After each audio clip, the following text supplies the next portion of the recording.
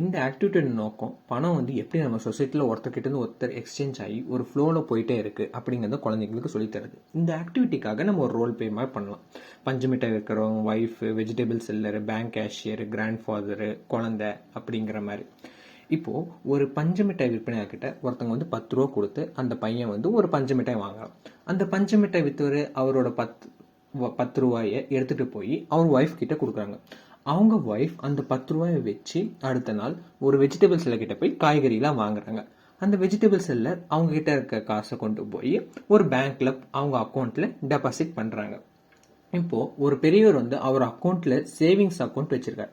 அதுக்கு வந்து இன்ட்ரெஸ்ட் வச்சு அவர் வந்து வித்ட்ரா பண்றாரு. அந்த காசை கொண்டு போய் அவர் போஸ்ட் ஆஃபீஸில் அவரோட கிராண்ட்சன் பேர குழந்தைக்கு வந்து அமுச்சு விடுறாரு. அந்த பேர குழந்தை போஸ்ட் ஆஃபீஸ் போய் அந்த அமௌண்ட்டை வந்து கலெக்ட் பண்ணிக்குது. ஸோ இப்படி தான் வந்து ஒரு சொசைட்டியில் வந்து வெவ்வேறு முறையில் பணமானது எக்ஸ்சேஞ்ச் ஆகிட்டே இருக்கு. இந்த ஆக்டிவிட்டி முடிஞ்சதுக்கு அப்புறமா டிரான்சாக்ஷனா என்ன, அதோட டிஃப்ரெண்ட் டைப்ஸ், ரெசிப்ட், பேமெண்ட்னு மாணவர்கள் அவங்களுக்குள்ள டிஸ்கஸ் பண்ணிக்கலாம்.